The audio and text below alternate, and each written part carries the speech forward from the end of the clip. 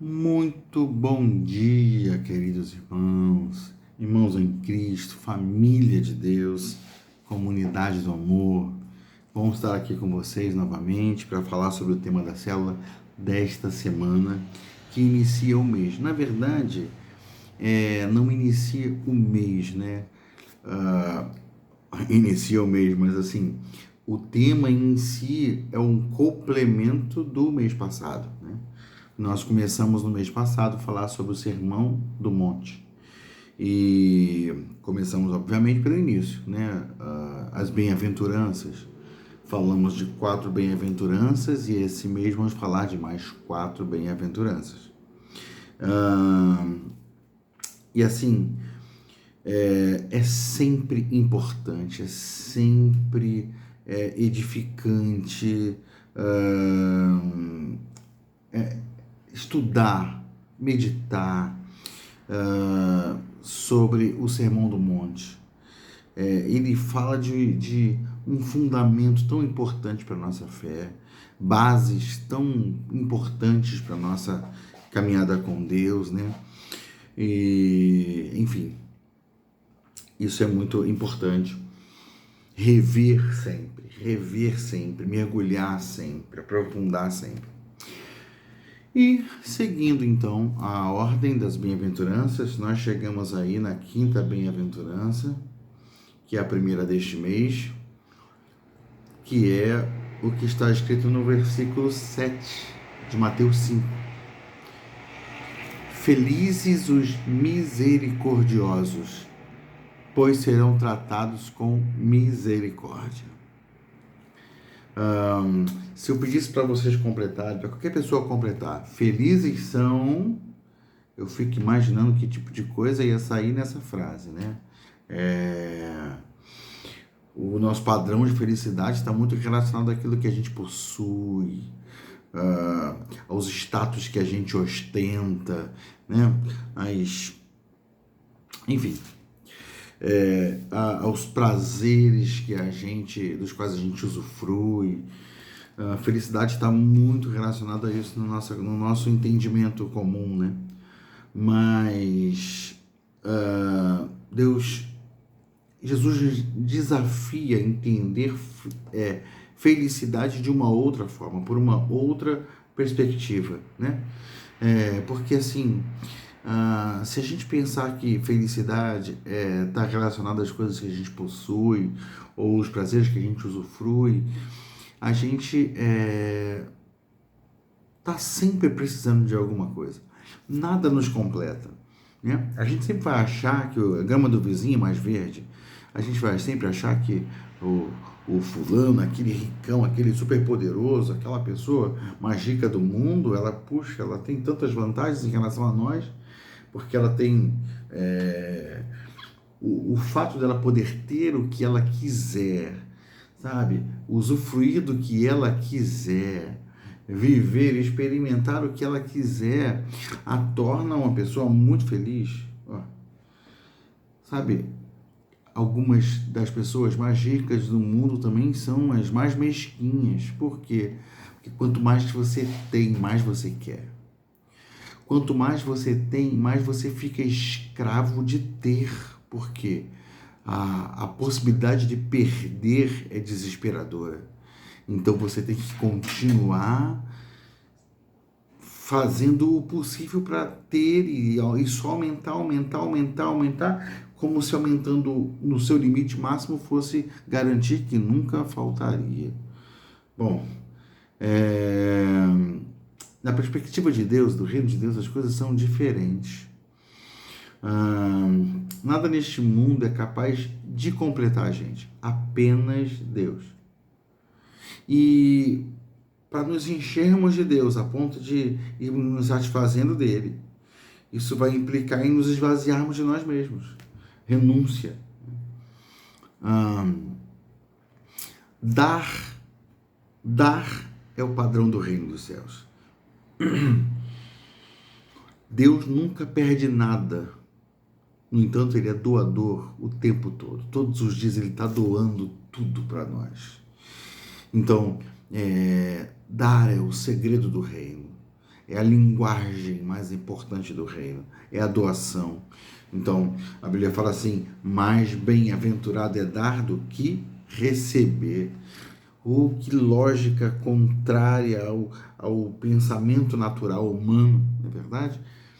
Então, quando a gente pensa em misericórdia, a gente pensa no que a gente precisa, né?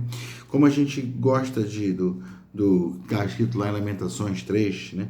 22, as misericórdias do Senhor são a causa de não sermos consumidos. Elas se renovam a cada manhã. Que consolo saber que as misericórdias do Senhor se renovam a cada manhã. Aleluia! Mas a pergunta importante é: as nossas misericórdias pelos outros também se renovam a cada manhã? A Bíblia fala em Efésios capítulo 5, verso 1, que nós temos que ser imitadores de Deus como filhos amados. Se eu vou imitar Deus, então eu vou imitar Deus também, sendo misericordioso.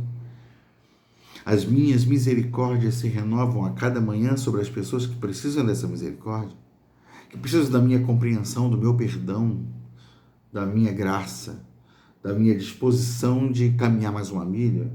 Esse é um desafio, né? A gente julga as pessoas com a mesma compreensão que gostaríamos que tivesse conosco.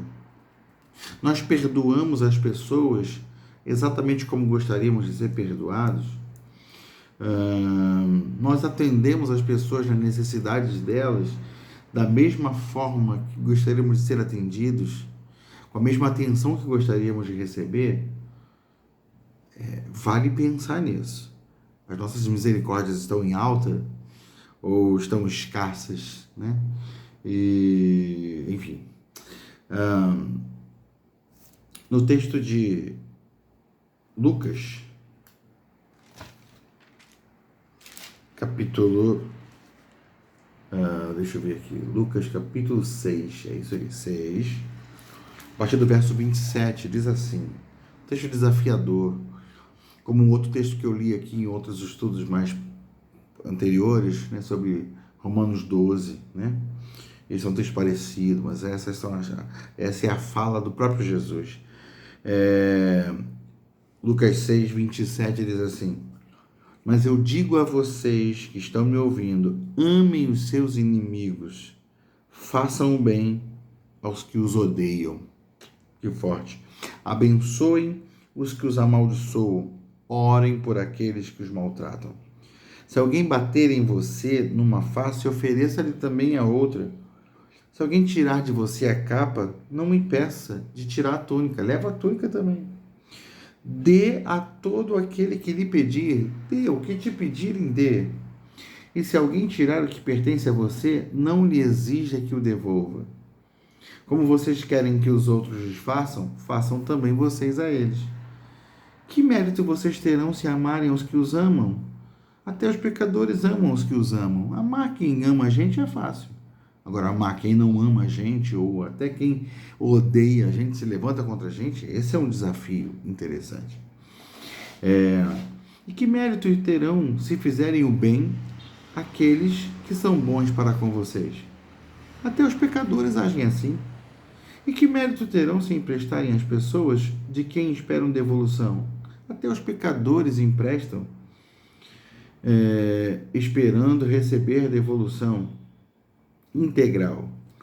Amem, porém, os seus inimigos, façam-lhes o bem e emprestem a eles, sem esperar receber nada de volta. Então a recompensa que terão será grande, e vocês serão filhos do Altíssimo.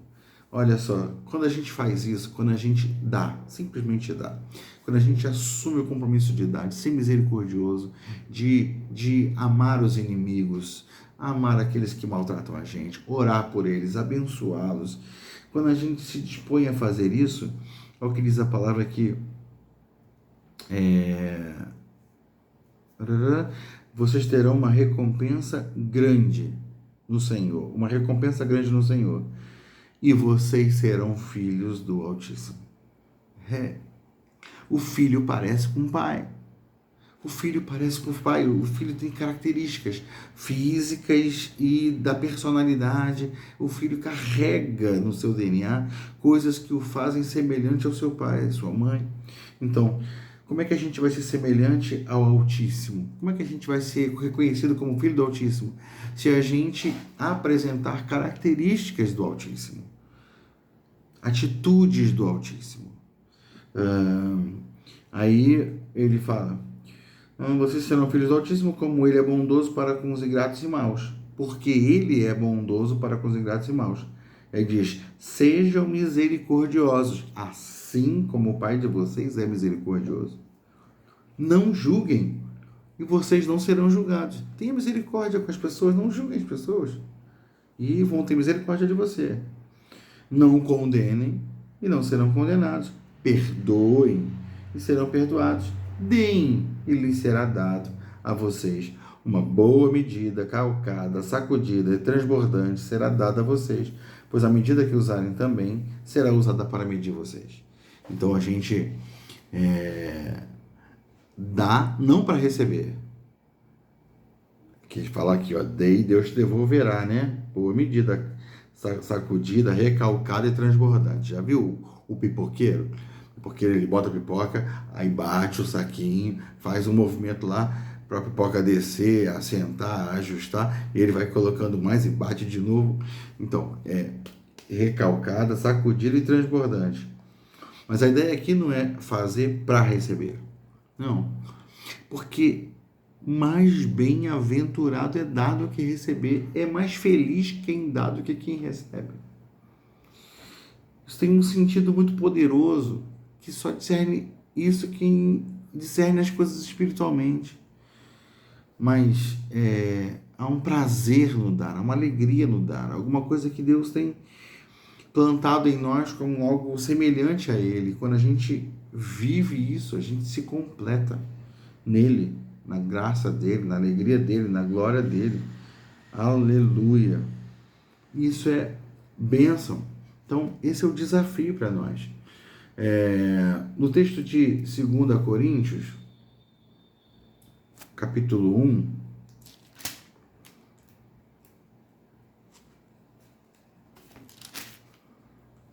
Coríntios, capítulo 1,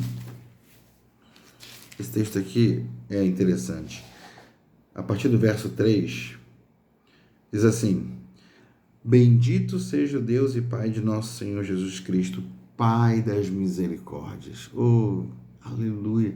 Ele é o Pai das misericórdias e Deus de toda consolação, que nos consola em todas as nossas tribulações. Para quê? Quando tem um para quê, a gente precisa ler a Bíblia com cuidado. Quando tem um para quê, a gente tem que ser atento, ficar atento, né? Olha só, bendito seja Deus Pai de nosso Senhor Jesus Cristo, Ele é o Pai das misericórdias, o Deus de toda consolação. Ele nos consola com todas as nossas tribulações, Ele nos consola em todas as nossas tribulações, para que, com a consolação que recebemos de Deus, possamos consolar os que estão passando por tribulações. Até a minha tribulação é, em Deus, uma oportunidade de eu dar, de eu doar. Na tribulação que eu passo, eu sou cuidado por Ele, eu sou agraciado pela misericórdia dEle, pela alegria que Ele derrama, pela presença dEle na minha vida. E aí, quando eu sou cheio dEle assim, eu transbordo dEle. E aí, alguém que chega diante de mim, passando também por uma tribulação, vai encontrar de mim consolo, eu vou poder dar para ele aquilo que eu estou recebendo. Então, assim, isso é fantástico. Em versículo 5, não, o 5 não, é até o 4. É até o 4. Esse é o desafio, quando Paulo fala assim: nós somos entristecidos, mas sempre alegres, pobres, mas enriquecendo a muitos, nada tendo, mas possuindo tudo. Pobres, mas enriquecendo a muitos. Ser misericordioso é uma coisa que o próprio Deus realiza em nós, através de nós. Na medida que Ele nos enche do seu Espírito, esse Espírito molda o nosso coração à semelhança do coração dele e produz em nós as mesmas características dele. O que é o fruto do Espírito, se não as características de Deus sendo manifestadas em nós? E ali fala de amor, alegria, paz, fala de benignidade, bondade, fala de mansidão. Então fala de atitudes, de coisas que têm a ver com a manifestação do coração de Deus nas nossas vidas e através das nossas vidas. Então, ser misericordioso é alguma coisa que a gente não consegue naturalmente, mas no poder do Espírito Santo a gente pode ser misericordioso em perdoar o nosso irmão, em dar oportunidades a ele, em perdoar inclusive o nosso inimigo e orar pelos nossos inimigos. Enfim, esse é o desafio de Deus para nós. A gente precisa pensar nisso, deixando que Ele molde o nosso coração. Ele molde a nossa vida. Ele nos transforme. Os recursos da terra podem ser escassos, mas os recursos do céu são inesgotáveis. Se a gente viver como um cidadão da terra, vai ser consumido pelo vazio, sempre querendo mais, sempre desejando mais, sempre precisando de mais. Mas se a gente se mover como um cidadão do céu, nenhuma falta nos fará falta. A gente vai poder ser misericordioso com qualquer pessoa, porque a gente sabe que a nossa misericórdia não vem de nós, a graça dele vai transbordar sobre as nossas vidas. E a gente vai conseguir fazer mais do que poderíamos fazer naturalmente. A gente vai conseguir romper nossos próprios limites para a glória dele, para a edificação dos nossos irmãos. Amém? Então, seja misericordioso, porque o seu Pai é misericordioso. Imite o Pai. Imite o amor dele, a graça dele, a misericórdia dele. E que todos à sua volta sejam impactados pela vida, pelo ministério, pelo coração de alguém misericordioso. Por quê? Porque está cheio daquele que é o Pai das misericórdias, o Deus de toda consolação. Querido, Deus abençoe você. Que Deus te dê graça e maturidade e crescimento. Que essa semana as células sejam uma bênção, edificantes, ativadoras aí de corações puros, sensíveis, buscadores de Deus. Que Deus abençoe você, meu querido. Que Deus te fortaleça. É a minha oração nessa manhã de domingo. Fique em paz. Grande abraço.